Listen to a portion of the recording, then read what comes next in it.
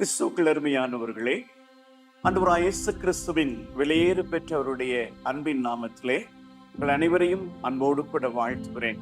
குறிப்பாக இந்த காணொளி வழியாக இந்த அன்பின் செய்தியை உங்களோடு கூட பகிர்ந்து கொள்வதற்கு தேவன் எனக்கு கொடுத்த இந்த அன்பின் தயவுக்காக நான் ஆண்டவருக்கு நன்றி செலுத்துகிறேன். கோவை பேராயத்திலே சேரன் மாநகர் ஆலயத்தின் சார்பாகவும் உங்களை அன்போடு கூட வாழ்த்துகிறேன். எனக்கு கொடுக்கப்பட்டிருக்கிற தலைப்பு உயிர்த்தெழுதல் நம்பிக்கையின் அடித்தளம் என்கிற தலைப்பை கொடுத்திருக்கிறார்கள். Resurrection is foundation of our faith என்கிற தலைப்பு கொடுக்கப்பட்டிருக்கிறது.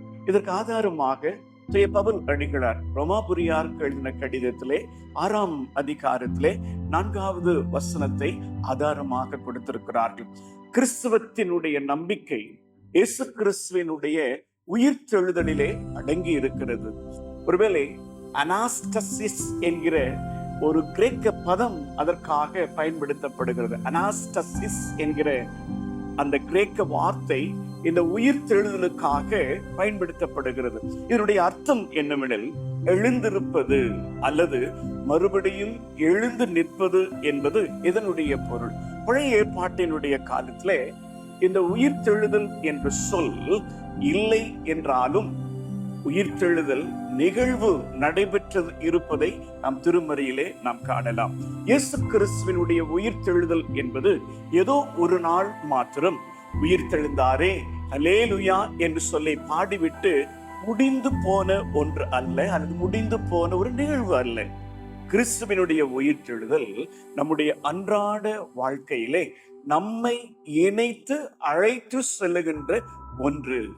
பவுல் அடிகளார் அவர் சொல்லுகிற வசனத்தின்படி கிறிஸ்து எழுந்திருக்கவில்லை என்றால் நம்முடைய விசுவாசம் பயனற்றது என்று சொல்லுகிறார். இந்த கூற்று உண்மையாக்கப்பட வேண்டும். அன்பானவர்களே, நம்முடைய வாழ்க்கையிலே, நம்முடைய அன்றாட வாழ்க்கையிலே ஏற்படுகிற போராட்டங்களிலே நம்பிக்கை இழந்து நாம் நிற்கின்ற பொழுது உயிர்த்தெழுந்த கிறிஸ்து நம்மோடு கூட ஒன்றிணைந்து ஒரு புதிய அடையாளங்களின் வழியே, ஒரு புதிய நம்பிக்கையினுடைய வழியிலே அன்றாட நம்முடைய வாழ்க்கையிலே நம்முடைய தேவன் நம்மை அழைத்து செல்லுகிற தேவனாக இருக்கிறார். கொடுக்கப்பட்ட அந்த ரோமர்களுடைய கடிதத்தினுடைய 6ஆம் அதிகாரத்தின் 4வது வசனத்திலே கிறிஸ்துவினுடைய உயிர்த்தெழுதல் என்பது மரண குறித்து, ஞானஸ்நானத்தை குறித்து அந்த பகுதியிலே கூறப்பட்டிருக்கிறது.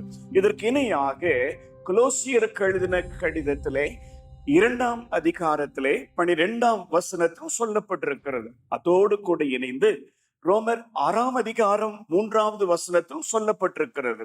எனவே இயேசு கிறிஸ்துவினுடைய மரணத்தோடு அவருடைய உயிர்த்தெழுதலோடு ஞானஸ்நானத்தின் மூலமாக நாம் இணைக்கப்படுகிறோம் என்பதை நாம் மறந்துவிடக் கூடாது. அது மாத்திரமல்ல, பவுல் அடிகளார் கூறும் பொழுது தன்னுடைய வாழ்க்கையை, அவருடைய வாழ்க்கையை கிறிஸ்துவினுடைய மரணத்தோடு கூட ஒப்பிட்டு சொல்லுகிற ஒரு சில விளக்கங்களும் கொடுக்கிறார். பிலிப்பியர்கள் நிறுவத்திலே 3வது அதிகாரத்திலே 10வது வசனத்திலே வாசிப்பீர்கள் எனில் அவர் சொல்லுகிறார், அந்த வசனத்திலே அவருடைய மரணத்திற்கொப்பான மரணத்திற்குள்ளாகி எப்படி ஆயினும் நான் மரித்தோரிலிருந்து எழுந்து உயிரோடு எழுந்திருப்பதற்கு தகுதியாயிருக்கும்படி என்று சொல்லுகிறார். என்ன தகுதி? எந்த தகுதியை குறித்து பவுல் அடிகளார் இந்த பகுதியிலே குறிப்பிடுகிறார்? 11வது வசனத்தை நீங்கள் வாசிப்பீர்கள் எனில் அதில் சொல்லுகிறார், எல்லாவற்றையும் நஷ்டமும் குப்பையுமாக எண்ணுகிறேன் என்று சொல்லுகிறார். அப்படி என்றால் பவுல் எதை நஷ்டமாக, இழப்பாக, குப்பையாக எண்ணினார்? தனக்கு மேன்மை என்று எண்ணிய கல்வி, ரோம குடி உரிமை, தர்சு பட்டணத்தான் என்று சொல்லக்கூடிய அவருடைய ஊரினுடைய பெருமை, பரிசேயன் என்கிற அந்த சமூகத்தினுடைய அந்தஸ்து, ஊழியத்தினுடைய பாதையிலே அவர் அனுபவித்த பாடுகள் என்று எல்லாவற்றையும் அவர் நஷ்டமும் குப்பையுமாக எண்ணி கிறிஸ்துவோடு கூட தன்னுடைய வாழ்க்கையினுடைய பயணத்தை தொடர வேண்டும் என்று சொல்லி விரும்புகிறார். இன்னைக்கு பவுலை போல நாம் கூற முடியுமா? அல்லது கொஞ்சம் நம்முடைய வாழ்க்கையில நாம் உயர்ந்து சென்றால் அல்லது மேலே சென்றால், நான் படித்தவன், எனக்கு எல்லாம் தெரியும் என்று சொல்லி நாம் நினைக்கிறோம் அல்லவா? அல்லது பவுல் சொல்லுகிற பிரகாரம் இதெல்லாம் ஒன்றுமில்லை என்று சொல்லுகிற அளவிற்கு நம்முடைய வாழ்வு கிறிஸ்துவோடு கூட இணைக்கப்பட்டதாக இருக்கிறதா? கிறிஸ்துவோடு கூட அனுதினமும் பயணிக்கிற ஒரு உறவு முறையிலே இன்றைக்கு நாம் வாழ்ந்து கொண்டிருக்கிறோமா? இன்றைக்கு சுய நல கிறிஸ்தவர்களாகத்தான் வாழ்ந்து கொண்டிருக்கிறோமே தவிர வேறொன்றுமில்லை. இன்றைக்கு என்னுடைய வாழ்விலே, நம்முடைய வாழ்விலே செல்ஃபிஷ்னஸ் as a Christian, ஒரு கிறிஸ்தவராக சுயநலத்தோடு கூட தான் வாழ்ந்து கொண்டிருக்கிறோமே. நமக்கென்று சொல்லி ஒரு வட்டத்தை வைத்திருக்கிறோம் அல்லவா? அந்த வட்டத்திற்குள்ளாக இருந்து இன்னைக்கு நம்மளால் என்ன செய்ய முடியவில்லை, வெளியிலே வர முடியாத அளவிற்கு இன்னைக்கு நம்ம இந்த உலகத்தினுடைய சூழ்நிலை நம்மை அழுத்துகிறது அல்லவா? இந்த சூழ்நிலையிலே எல்லாவற்றையும் நஷ்டமாய் எண்ணினால் மாத்திரமே நம்முடைய தேவனோடு கூட இணைந்து பயணிக்க முடியும். பிரியமானவர்களே, இயேசு கிறிஸ்துவினுடைய உயிர்த்தெழுதல் பல வகைகளிலே நமக்கு நம்பிக்கை அளிக்கிறது. 4 நற்செய்தி நூல்களிலே, மத்தேயு, மார்க்கு, லூக்கா ஆகிய இந்த 3 நற்செய்தியாளர்களை காட்டிலும் யோவான் நற்செய்தியாளர் இயேசு கிறிஸ்துவினுடைய வாழ்க்கையிலே நடந்த சம்பவங்களை மனித வாழ்க்கையோடு கூட அவர் என்ன செய்கிறார், இணைத்து சொல்லுகிறார். இது யோவான் நூலினுடைய ஒரு சிறப்பு தான்.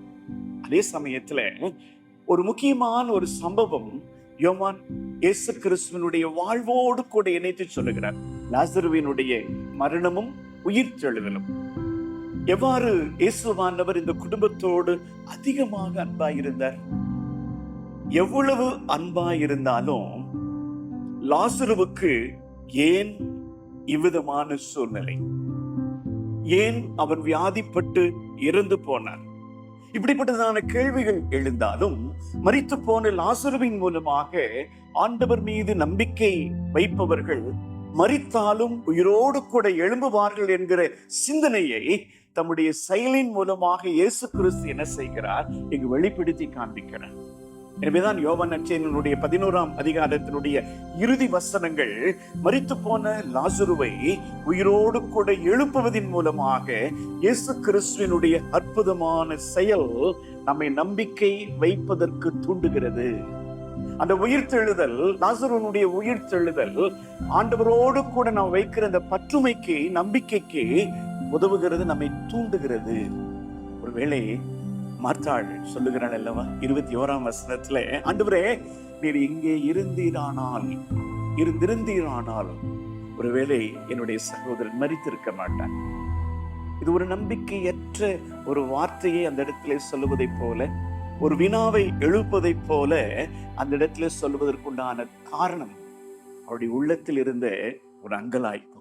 ஒருவேளை மார்த்தாளைப் போல இன்றைக்கு நம்மில் அநேகர் இப்படிப்பட்ட கேள்வியை நாம் எழுப்புவதுண்டு.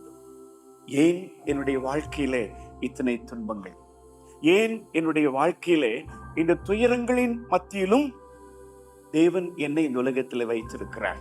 ஒருவேளை தேவனுடைய அற்புதமான செயல்பாடுகள் இன்றும் நம்முடைய வாழ்க்கையிலே நிறைவேறி கொண்டுதான் இருக்கிறது என்பதை சில வேளைகளில் நாம் மறந்து போகிறோம் அல்லவா?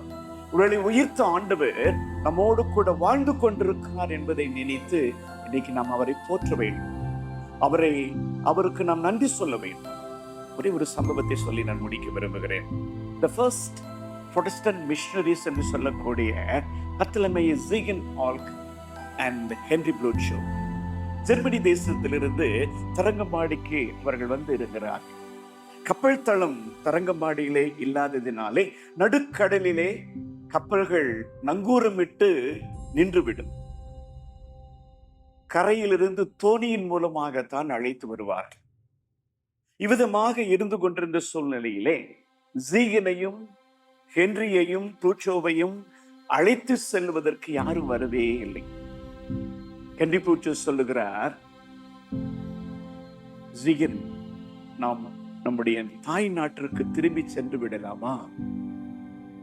அவர் சொல்லுகிறார், ஜீகன் சொல்லுகிறார், 3 நாள் பார்ப்போம். ஒருவேளை ஹென்றி ப்ளூட்ஷோவுக்கு அந்த நம்பிக்கை இழந்து போனது. ஆனால் ஜீகன் நம்பிக்கையோடு கூட சொல்லுகிறார், 3 நாள் நாம் காத்திருப்போம், தேவன் நமக்கு உதவி செய்வார் என்று சொல்லுகிறார். 3ஆவது நாளிலே மாலை வேளையிலே ஒரு சிறிய தோணி கடந்து வந்து அவர்களை அந்த தரங்கம்பாடி பட்டணத்திற்குள்ளாக அழைத்து சென்றார். உணவு இல்லை, தண்ணீர் இல்லை. 3 நாட்கள் நடுக்கடலிலேயே அமர்ந்திருந்தார்கள். ஆனால் அவர்கள் நம்பிக்கையை இழக்கவில்லை. அவருடைய ஜீகன் அந்த நம்பிக்கையோடு கூட இருந்ததினாலே தான் இன்னைக்கு நமக்கு இந்த அழகான திருமறை, இந்த காகிதமும் அச்சு பிரதியும் முதலாவதாக நம்முடைய மொழியிலே கிடைக்க பெற்றது என்பதை மறந்துவிடக்கூடாது. ஒருவேளை அவர் திரும்பி சென்றிருந்தால் என்ன நடந்திருந்திருக்கும்? அன்புக்குரியவர்களே, ஒருவேளை நாம் நம்பிக்கை இழந்தவர்களாக அல்ல, நம்முடைய தேவன் ஒவ்வொரு நாளும் நம்மோடு கூட உயிர்த்தெழுந்த தேவன் வாழ்வோடு கூட பயணித்துக் கொண்டிருக்கிறார். நம்முடைய வாழ்க்கையினுடைய ஒவ்வொரு சூழ்நிலைகளிலும் பயணித்துக் கொண்டிருக்கிறார்.